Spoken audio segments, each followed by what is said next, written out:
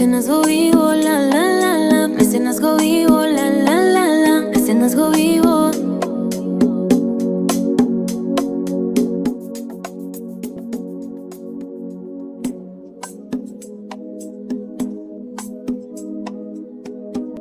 En nuestro segundo bloque de ahora tenemos la presencia hoy de tres destacados gestores,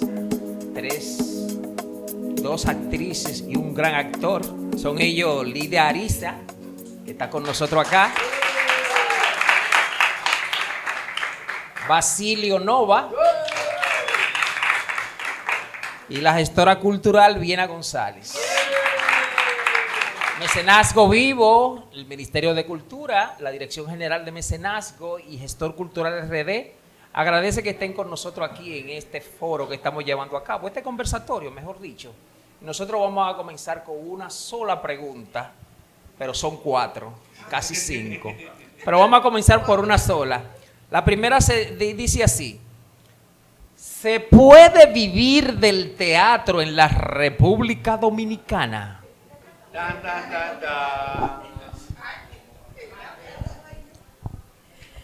Esa es una pregunta, hola, una pregunta que siempre está sobre el tapete, y no solo aquí en este foro, sino cada vez que uno va a una entrevista en alguna parte. Y mi respuesta contundente es sí. Yo siempre he vivido del teatro y voy a vivir de él, porque tenemos la imagen de que el teatro es única y exclusivamente lo que yo hago sobre un escenario. Pero el teatro, como muchas otras profesiones, tiene múltiples áreas en las que una se puede desarrollar, y justamente el teatro te da las herramientas para que tú desarrolles esas otras aptitudes. Y entonces sí se puede, lo que hay es que saber qué tú quieres sacar de ahí, porque tiene mucho que ver contigo, no con lo que sencillamente me busquen para desarrollar un personaje y estar sobre las tablas. Pero ahí, añadiendo un poco, no, se lo puede pasar a Basilio también, añadiendo un poco a esa pregunta que hacía Boichillo, ese sí que dice Lidia constante, me encanta, me gusta sí, con contundencia. Pero ese sí es un modelo sostenible o un modelo de resistencia, un modelo de sobrevivencia, es un sí, ¿cómo tú lo visualizas, Basilio? Bueno, cuando yo decidí dedicarme al teatro, hijo de una lavandera, huérfano de padre, porque aunque tuve padre, papá de 4 muchachos, del cual yo era el mayor, pero que nunca me dio un lápiz, yo le comuniqué a mi mamá, había 2, Ignacio y yo, que estábamos en el teatro, y cuando yo le dije a mi mamá que yo iba a estudiar teatro, ella me dijo: ay, mi hijo, por favor, métete a la policía que te vas a morir de hambre. Yo no me he muerto de hambre, salí de la pobreza más grande que ustedes puedan imaginar, en un traspatio de la 6ª puerta de un callejón en Villajuana. Ahí nos criamos y ahí nos desarrollamos nosotros. Puchi, Teo, Yanela, que éramos amigos de esa época, haciendo teatro popular, teatro callejero, pues saben en la condición económica en la que yo vivía, en Villajuana. Cuando fui 14 años profesor de la Escuela Nacional de Arte Dramático, combatí esa azarosa predicción de los profesores de la escuela de teatro que decían que del teatro no se vive. Y yo combatía eso y le ponía como ejemplo a mucha gente. Pero llegué a desarrollar una tesis, y es que cuando tú le dedicas 8 horas diarias productivas a cualquier actividad, de ella tú vives. Y aquí tengo alumnos como Javis, como Virgilio, que saben que ese era, y Lucina, que ese era mi predicamento en la escuela de teatro. Si usted vive de algo, usted va si es friturero, usted va al mercado por la mañana, selecciona las mejores viandas, los mejores plátanos, la mejor carne, para poner su fritura en la tarde. Si usted fríe yaniqueque, que era el ejemplo que ponía en la escuela de teatro, usted va todos los días y pone su puesto de yaniqueque y usted fríe. Y trate de hacer el mejor yaniqueque para vivir de eso. Igual que si usted es ingeniero o abogado o médico, si usted pasa algún día por su oficina y no atiende ningún cliente, pues usted no, ningún enfermo, si es médico, usted no es médico. Usted se graduó de médico, pero usted no lo ejerce. Lo mismo que si es ingeniero o si es abogado, si usted no litiga, si usted no defiende casos, usted no es abogado. Usted se graduó de abogado, pero no la ejerce. Entonces, mi tesis es que sí, así como toda la contundencia que dice mi hermana, sí, se puede vivir del teatro, así mismo. Y yo le decía a los muchachos de la escuela de teatro, del teatro hay muchas aplicaciones. Usted actúa, dirige, enseña, y ahí Virgilio y Javi son profesores hoy. Pero ellos se graduaron, se prepararon. Elvira, o sea, hay múltiples aplicaciones de esta profesión. Yo he sido profesor de teatro en muchísimos colegios y escuelas. Fui productor de importantes programas de televisión de la República Dominicana. He sido actor de cine y el teatro siempre lo hemos hecho. Hemos hecho gestión teatral. De modo que sí, y tenemos gente, amigos de nosotros, como Manuel Chapuzó. ¿Cuál es el trabajo que ustedes conocen a Manuel Chapuzó? ¿Cuál es el trabajo que ustedes conocieron a Ángel Mejía, que en paz descanse? Ángel Mejía se compró su primera casa, su primer carro, haciendo títeres. Yo me he comprado, yo he vivido de esto, haciéndolo, claro, combinándolo y sacándole tiempo a otra cosa para hacer teatro. Muchas veces vamos al ensayo cansados, pero hacemos teatro. De modo que sí, que se puede y se debe lo que hacemos esta profesión. Y mi mamá, si estuviera viva, estuviera muy orgullosa de que yo haya decidido no ser policía y ser teatrista. En este mismo orden de idea, hay una pregunta que siempre nos hacemos todos y que siempre la tenemos muy en cuenta. Y me voy a poner en la posición de gestor cultural. Cuando yo llegué a la escuela de teatro, yo llegué con la intención siempre de ser productor. Siempre me gustó la gestión. No era ser actor realmente lo que yo quería, sino en lo que estoy haciendo ahora, que es gestionar que las bellas artes se propaguen. Bien, una pregunta que va directamente a ti como gestora. ¿El teatro debemos pensarlo como una industria cultural o como un servicio público? Bueno, justamente ayer esa fue una discusión entre Claudio y yo. No son excluyentes. Y ambas son ciertas, posibles, necesarias, y la trabajamos paralelamente. Hay que considerarlo como un servicio público porque, como decía Yanela, nuestras leyes, en nuestra Carta Magna existe el derecho a la cultura como un derecho humano. Entonces, como tal, igual que existe la salud y la educación, así mismo la cultura. Entonces, es un servicio público. Eso implica que el Estado debe gestionar, que era lo que decía ahorita, que todos los componentes alrededor o necesarios para que la cultura, y en este caso el teatro, se desarrolle, pues el Estado haga su gestión. Pero igualmente, como industria cultural, no la podemos pensar tal cual la industria del cine, porque por más que queramos, no vamos a llegar a ser industria como el cine, porque nuestras capacidades, el teatro se hizo para estar en contacto con el público, es un encuentro entre espectador. Entonces, por más que yo quiera, yo puedo hacer un espectáculo, bueno, un espectáculo para calle, que yo lo conciba con toda la escenografía tal que miles de personas me puedan ver al mismo tiempo, puede ser. Pero igual, eso no es una industria para hacerlo permanentemente. Sí, en el contexto en que vivimos, en el contexto que vivimos. Entonces, como industria, como lo concibió un exministro de Cultura, que ustedes tienen que buscársela y resolver. Y vamos a apoyar la industria cultural para que el Estado no tenga más nada que ver. Le ponemos esta botellita de agua y de ahí para allá ustedes resuelven. No, así no.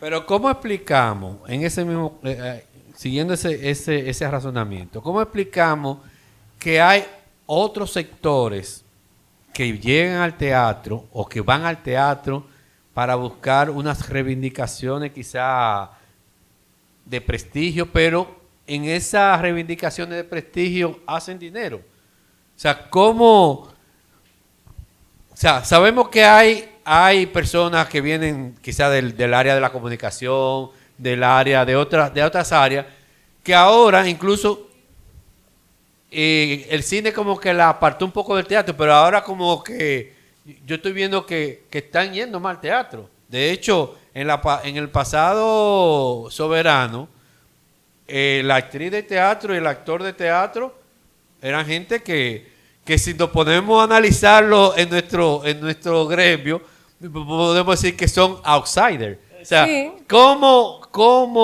¿por qué a otros sectores, sobre todo la comunicación, se le hace atractivo ir al teatro y plantear quizás otro modelo de teatro que le es rentable? No sé. Claro, es rentable, pero tú lo has dicho. Ellos llegan al teatro porque consiguen un apoyo que la gente de teatro no conseguimos. O sea, no es que no hacemos la gestión. Yo visito 30 y 40 patrocinadores. Ahora, ¿cuánto me dan patrocinio al año? ¿Qué pasa? Es distinto a que la esposa del señor Grullón quiere hacer teatro, entonces la esposa del señor Grullón coge el teléfono y llama y le dan los patrocinios. Y ella lo quiere hacer y está muy bien. Y yo no digo que no lo haga, perfecto que lo haga. Son modelos distintos. Son modelos distintos, ¿por qué? Porque llegan al teatro y tienen unas conexiones primarias, porque que simplemente vecina, prima, hermana, cuñada de los dueños de las empresas que le dan los patrocinios. Ahora, a Viera González no la conocen los dueños y dicen, no me interesa. No doy el patrocinio, ¿entiendes? Pero no es que no pueda funcionar. No es que no pueda funcionar. Claro, aquí se están haciendo musicales también. Es otra opción del tipo de teatro que yo hago. Es válido, por eso te digo, no es que una es excluyente. Ahora, para que llegue a todo el pueblo y para democratizar la cultura y para cumplir con la ley y con el derecho al acceso a la cultura, no lo podemos pensar como una industria cultural. Porque la industria cultural implica tú vas a pagar un dinero por eso y en Jumunumucú no te van a pagar para que tú puedas hacer una función. O sea, nosotros fuimos la semana pasada a presentar Romeo y Julieta a un liceo nocturno en un barrio de Santiago que ellos no iban a pagar ni siquiera 25 pesos por ir a ver la función. Hubo que hacerla gratis. ¿Entiendes? Pero la función de nosotros no se cubría tampoco. Si ellos, los 200 muchachos que nos vieron, pagaban 25 pesos, no se cubría ni siquiera el alojamiento donde nos quedamos. ¿Entiendes? Entonces, una cosa, o sea, son cosas separadas que tienen que coexistir, porque no tienen por qué ser una o ser la otra, ambas. Y hay algo, es que es la exposición también. Por mi experiencia en los medios de comunicación, yo experimenté que la conexión con la gente, con los empresarios, que son quienes tienen el dinero y nos pueden a nosotros patrocinar, era muy diferente ahora, en este instante, que hace muchos años ya yo no estoy en los medios de comunicación. Entonces, algo que nosotros, los actores, los gestores, es exponernos. ¿Por qué? Porque cuando Elvira Taveras dirigía la Compañía Nacional de Teatro e hizo las ciento y tantas funciones, había actores de la Compañía Nacional de Teatro que decían: yo no voy a los medios de comunicación, ellos son los que tienen que venir donde mí. Señor, si a usted no lo conoce ni en su casa, vaya y expóngase. Usted no es una estrella de cine, ni usted es una estrella que tiene todas las de la ley, ¿eh? Entonces, sí, y muchas de nosotros nos negamos a eso, a estar en el medio y a exponernos. Si no estamos ahora que nos vean, nadie va a saber que yo existo. Entonces, ¿quién me va a patrocinar? La vecina mía, que es igual que yo, y que vivió y que nació también en Villa Juana, como nosotros dos. No es ella, es la gente que tiene dinero. Pues con esa gente, sin menospreciarnos a nosotros mismos, valga la redundancia. En base a eso, Lidia, Okay. que tú dices. Yo creo que, fíjense una cosa, cuando antes las empresas patrocinaban el espectáculo, nosotros todos íbamos a Colgate-Palmolive, íbamos a la Presidenta, íbamos a Brugal, íbamos a todas las empresas, a todas, y nos daban un patrocinio pequeño, pero esos 5,000 pesos de la Cervecería Nacional Dominicana, tú contabas con eso, fijo. Con esos de Colgate, tú contabas con esos 5,000 fijo. Pero ¿qué pasa hoy día? Las empresas todas tienen un centro cultural o tienen una fundación. Entonces, es un sistema de puerta corrediza. Esas empresas, en vez de patrocinar la cultura, se patrocinan y creando, y que, como dijo María Castillo una vez, de la empresa de la Philip Morris, que ellos producen cigarrillos, pero tienen una fundación que patrocina y con eso se limpian la cara. O sea, el daño que yo hago por un lado, trato de suavizarlo patrocinando actividades culturales. Otro aspecto es que entonces, en otros países, y creo que lo que hemos visitado algunos países, esas figuras de la televisión no se podrían presentar en ningún teatro nacional, en ningún teatro público.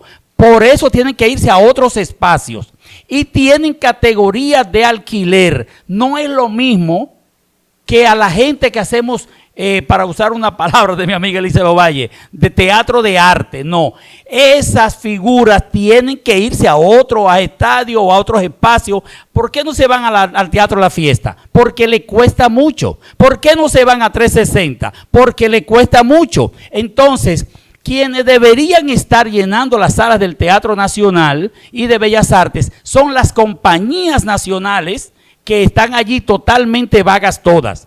Yo quiero preguntar, ¿cuántas veces se presentó la Compañía Nacional de Teatro el año pasado? ¿Cuántas veces se presentó el Teatro Rodante, que es el que más se presenta? ¿Cuántas veces se presentó el año pasado el Teatro Popular del Centro de la Cultura? Ahora, cobran todos los meses. Sin embargo, nosotros que estamos en las agrupaciones independientes, entonces sí, nosotros hicimos el año pasado más de 176 funciones. El año pasado. Y como dice Viena, ellos estuvieron ya, o sea, tanto las compañías independientes, estamos visitando, claro, con el patrocinio, que con la subvención que recibimos estatal a través del Ministerio de Cultura, podemos hacer eso. Pero ¿por qué las compañías nacionales no salen también? Aunque sea los barrios de la capital, ya que alegan que no hay dinero para pagarle los viáticos, pero nosotros no podemos poner viáticos, señores. Lo que recibimos fue su subvención sin justificación. Eso es que tenemos que establecerlo aquí. Entonces, esas figuras de la televisión entran en un espacio de comercial, ¿verdad? Y entonces deberían irse a lo comercial. ¿Cuánto cuesta poner una valla de esa en las principales avenidas o por el país entero? Son millonadas, pero hay un productor atrás que yo no sé quién está poniendo los cuartos, porque muchos de esos conciertos tú no ves patrocinio, pero y que se llenan todos los estadios y todas las salas. Entonces hay que ver qué es lo que está pasando, qué es lo que hay por ahí, que eso es posible.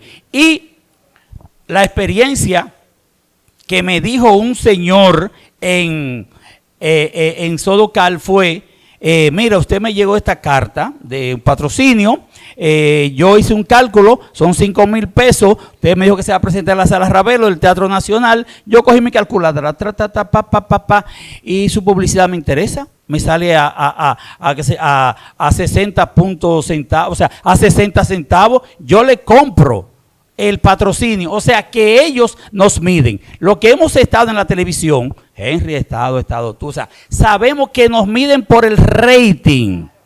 Entonces, hoy día el teatro dominicano no está concitando asistencia, no está concitando rating. Entonces, por eso, las grandes empresas, aparte de esa que yo acabo de decir, de que ellas están autocreando financiamiento para sus centros culturales, entonces no están dando el patrocinio al teatro, en este caso que es el área de la cultura que nos compete a nosotros. Eso afecta entonces, quizá entrando al otro tema de producción y sostenibilidad. ¿Qué tan preparado está el sector teatral para dialogar con el sector privado? Bueno, yo creo que te lo acabo de decir, Boy Chivo, ahora estamos preparados. Ellos son los que no quieren, preparadísimos, así mismo. Ellos son los que no quieren dialogar. Porque no hay manera, tú mandas cartas y cartas y cartas y el sector empresarial, los que pueden financiar, los que pueden patrocinar, no dan una sola respuesta. Ni siquiera por elegancia te dicen que no. O sea, tú mandas cientos de cartas. Aquí acaba de entrar mi mujer y yo voy a contar delante de ella, aquella que me desmiente. En el año 2010 nosotros mandamos cientos de cartas y nadie nos respondió. Y yo decidimos hacer un happening, tirando las cartas, los acuses de cartas, desde cuando empezamos el Festival Internacional de Teatro El FITI, hacer un happening. Mire, señora Margarita Cedeño de Fernández, aquí va su respuesta. Fulanito de tal, Alfredo Pacheco, fulanito, o sea, fuimos a cada una de las curules, a Manuel Jiménez, que es amigo nuestro, ahí va, nadie respondió. Minú, no era con tu dinero, era con el dinero de tu oficina que me tenía que pagar las funciones a 100 pesos, la boleta. Y entonces lo consulté con un amigo también y asesor nuestro, en paz descanse, Jimmy Sierra, y me dijo, ellos están delante de ti. Y yo le dije, no, entonces no haga eso porque ellos no te van a oír. Entonces, no hicimos el happening porque ellos realmente no nos iban a escuchar, no se iban a dar ni siquiera por enterado. Entonces, ellos no están preparados para el diálogo porque están cerrados. Y en términos de formación, porque estamos formando creadores en la escuela, los talleres, pero el tema de la gestión, ¿cómo está la formación? ¿Cuál es la situación que tiene el teatro dominicano en términos de la formación, pero de gestión teatral? Ninguna.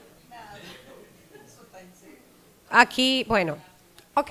Vamos a poner la pregunta.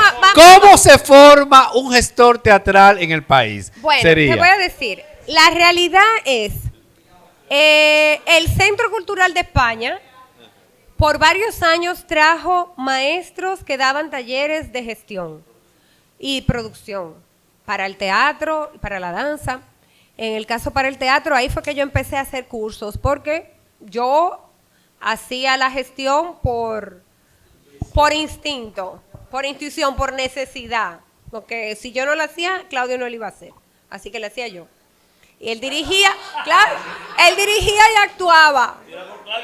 Sí, porque él no está aquí, ok. Él dirigía y actuaba, entonces me tocaba a mí hacer la otra parte, porque yo quería actuar y era lo que tenía que hacer.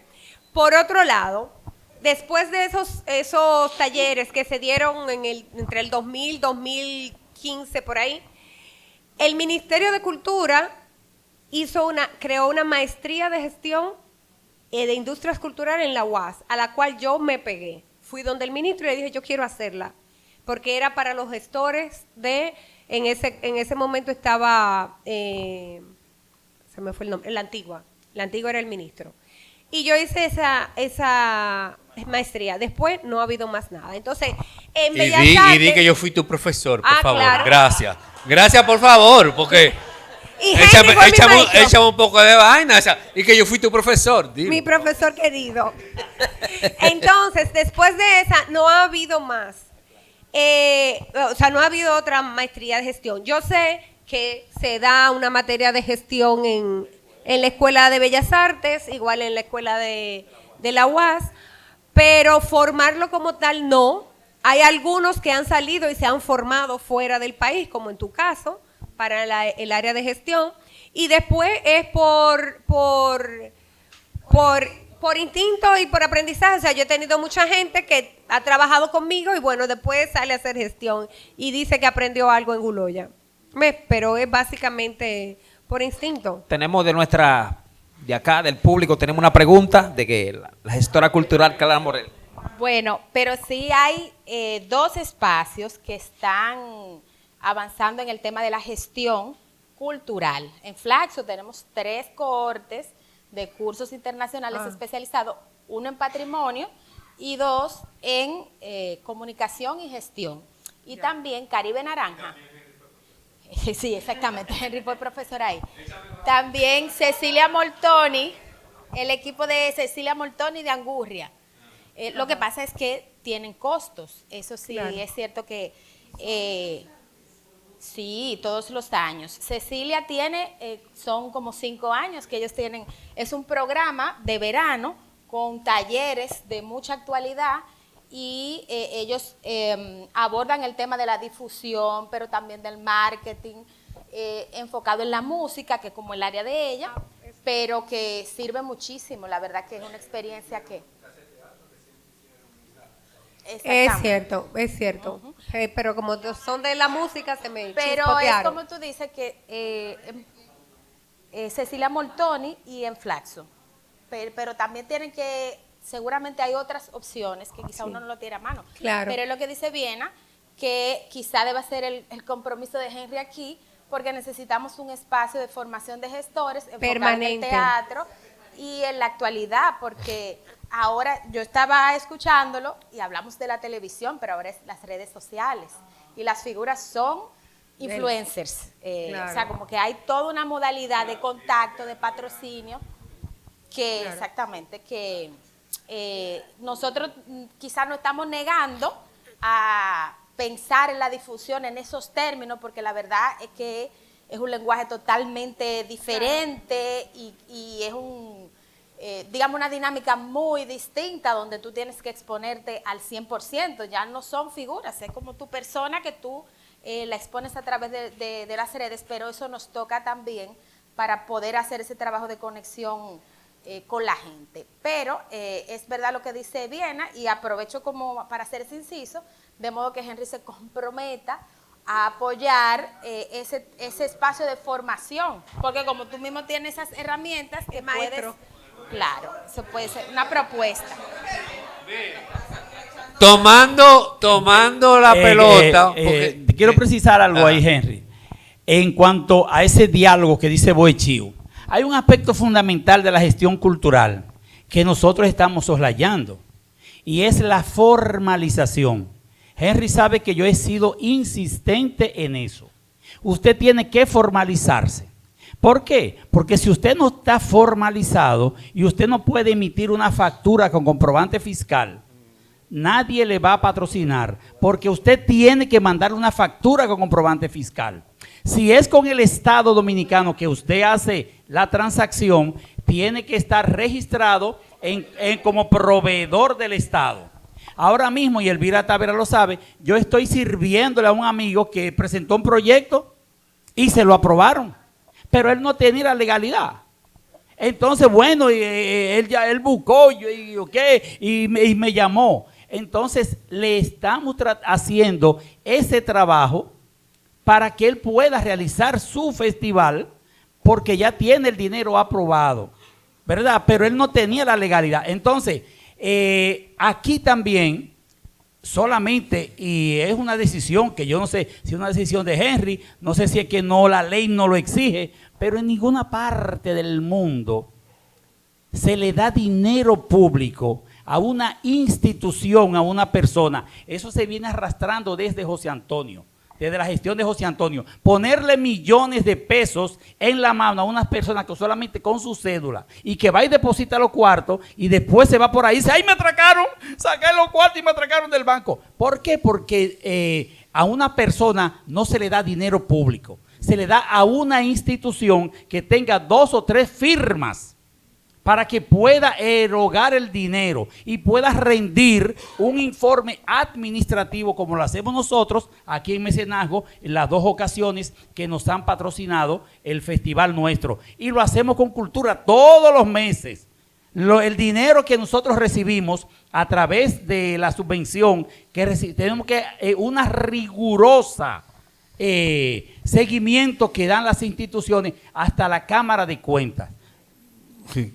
Y déjame decirte que no solo las salas que reciben subvención, también, bueno, nosotros como el Teatro Las Máscaras no tenemos subvención, pero sí tenemos patrocinadores y a esos patrocinadores hay que rendirles cuenta para que también uno sea creíble. Claro.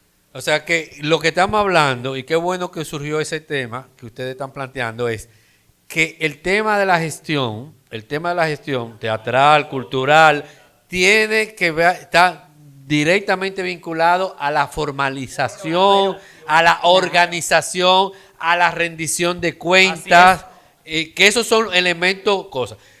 Pero respondiendo a Clara, porque no me voy a quedar con esa, ¿verdad? Entonces sí, este espacio de mecenazgo, yo le digo a todos los que se acercan aquí, esta es la casa del gestor cultural. Esta es la casa del gestor cultural. Y así es que tiene que verse, como la casa del gestor cultural y donde tiene que suceder muchas cosas. A diferencia de otras instituciones públicas que tienen su propia producción, desde acá no. O sea, nosotros no tenemos la vocación de producir, sino de crear el espacio para que los gestores produzcan. Esa es nuestra misión. ¿Está bien? No queremos entrar en competencia de que ahora Mecenazgo va a hacer la obra y va a competir con Guloya, va a competir con La Máscara. No. Nosotros aquí es el espacio para que los gestores produzcan. Con la ley, ustedes saben que la ley está en un problema ahí con un artículo que está en el Congreso, y ahí lo invito también a hacer lo que hacían agarradito de mano los colombianos, ¿verdad? Agarradito de mano, debemos ir al Congreso. En este momento la ley está en la Comisión de Hacienda que preside el senador Pedro Catrén. Se lo voy a poner con nombre y apellido, que es un hombre de cultura, un hombre que ha estado ligado a todo este tema de la cultura. Y está siendo para ser evaluada por esa comisión e ir a someterse ya a la modificación. O sea que ahí hay un lobby que hay que hacer, un lobby para que se modifique, porque una vez modificado ese artículo, se pueden activar los créditos fiscales, que es lo que estamos aspirando. Gestión cultural. Hay un proyecto de lo que están aquí en Mecenazgo, que es el de Croncy Domínguez, que precisamente ha iniciado un ciclo de talleres con gestión cultural. Hizo el primero aquí en este espacio, este mismo espacio, lo hizo en febrero, después en Santo Domingo Este, con el Ayuntamiento de Santo Domingo Este, se hizo otro, y el jueves y viernes en Santiago, allá en el Ayuntamiento de Santiago, se va a hacer otro, van a venir otro. Y otro temita, porque ustedes saben que ese tema de la gestión cultural es un tema que a mí me apasiona y me llega. Estoy en una negociación con una hermanita de la señorita Viena, que es la doctora Nuris González, que es la rectora del Instituto de Formación Magisterial Salomón Ereña, Isfodosu, aquí vino Andreina Jiménez, me reuní con Andreina en la semana pasada, precisamente, para ver qué podemos hacer desde acá, desde Mecenazgo y con los gestores y con Isfodosu, para desde acá mismo crear diplomados, cursos, pero que sean avalados por Isfodosu. O sea, que estamos en esa, tenemos la suerte de que mi profesora, porque fue mi profesora primero antes de ser la hermana de mi hija. O sea, ella me dio clase, ella me dio clase y después ella es la rectora del ISFODOSU y entonces estamos armando a ver si podemos desde acá con el auspicio de ISFODOSU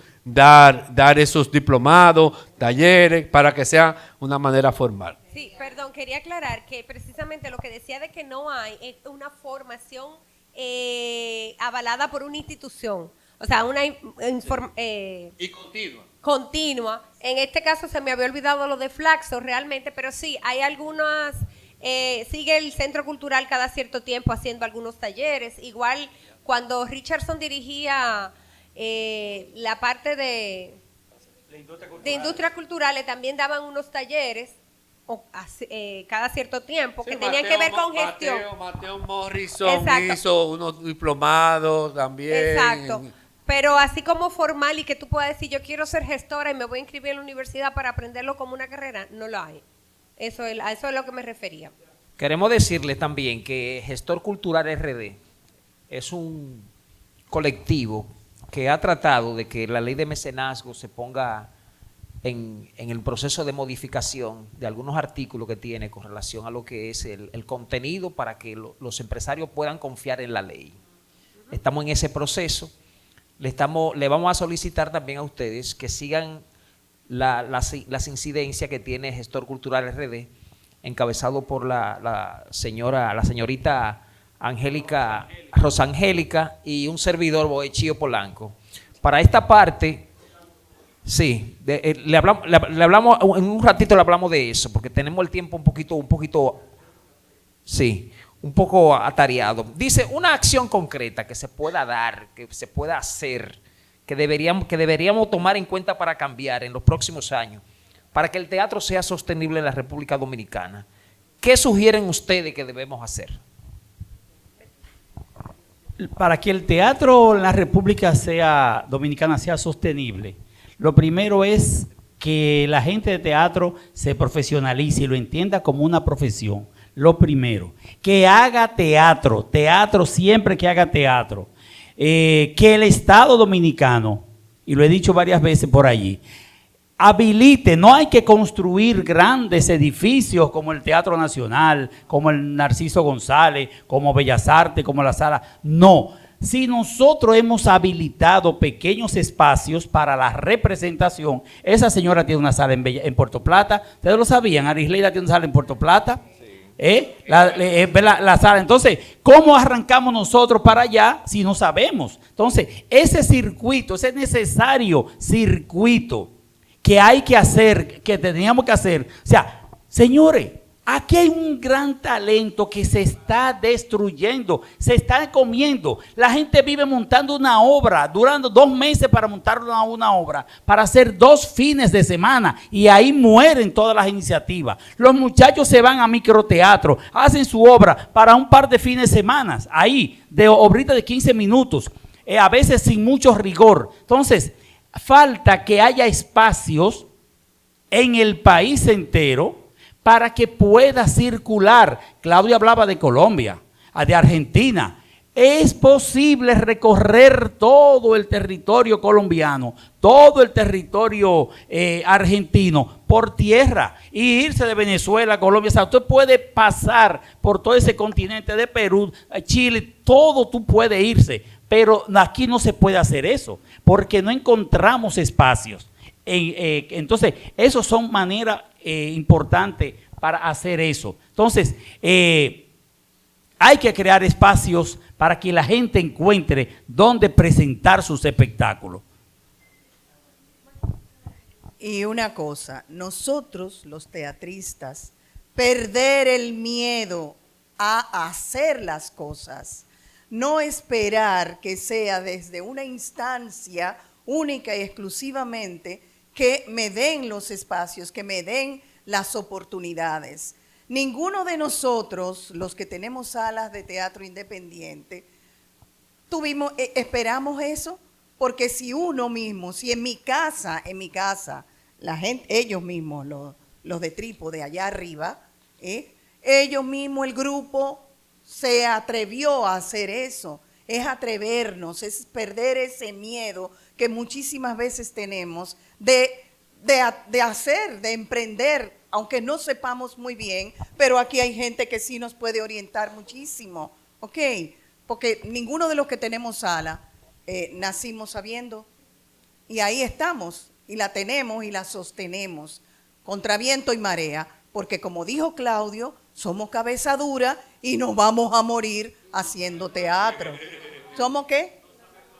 No sabemos hacer más nada. Entonces, también en su entorno, en la casa, de quien sea en la sala, ahí hacerlo y ustedes van a ver que sí, se van a abrir más espacios. Yo voy a dar una opinión en función de qué otra cosa se puede hacer a nivel más global, institucional. Pucci decía ahorita que Argentina tenía tantas salas de teatro y estaban llenas porque había educación, en las escuelas había teatro. Una acción que aquí en el 2012 el ministro de Cultura y el ministro de Educación firmaron un acuerdo con todos los ministros de Educación y de Cultura de América para llevar el teatro a la escuela y la escuela al teatro. 2014. Y eso nunca se hizo. Eso puede ser, ¿por qué? Porque ahí se hacen dos cosas. Si se llega a hacer ese acuerdo. Trabajo para todo el que tenga una obra de teatro de calidad, con rigor, que presente algo digno para que los estudiantes lo vean, pero además se está construyendo el público. Porque el público hay que construirlo y el público no se construye con un evento al año, ni con que vean teatro una vez en su vida. Se construye cuando están expuestos permanentemente a la experiencia del teatro. Entonces, si van todos los años, una o dos veces a ver teatro mientras están en la escuela, cuando salen de ahí, pues le hace falta el teatro. Se va creando el público. Claro, se va creando el público. Bueno, en esta parte final queremos agradecer a Lidia Ariza. Gracias por estar con nosotros aquí en Mecenazgo Vivo, y al gestionador, más que gestor, Basilio Nova, y a Viena González. Les informamos, un aplauso para los exponentes. Les informamos que vamos al tercer bloque ahora con los gestores culturales, Javis Peralta. Espérate, faltaron unos anuncios. No, nosotros tenemos un anuncio primero. Al final tenemos una habichuela con dulce. No se vayan, ¿eh? Miren, un anuncio es que precisamente 4 salas de teatro independientes de aquí de la zona, el viernes vamos a celebrar el Día Internacional Mundial del Teatro con Teatro en Ruta. Vamos a empezar justamente en Anacaona, Puchi, no te me siguiendo vayas. por Casa de Teatro, en Las Máscaras, y terminamos en Guloya. Así es que Teatro en Ruta es una iniciativa colectiva. Gracias quédate ahí todavía que falta la foto. Mecenazgo Vivo, el Ministerio de Cultura y la Dirección General de Mecenazgo y Gestor Cultural RD le da las gracias a ustedes por estar con nosotros aquí, y esperen que vienen otros foros más adelante. Tenemos un problema de tiempo, ya vamos ahora con los últimos tenemos los últimos panelistas, que son ellos, Arilady Bear, Javis Peralta y Lucina Jiménez, que vienen al tercer bloque de preguntas. Mecenazgo Vivo, la la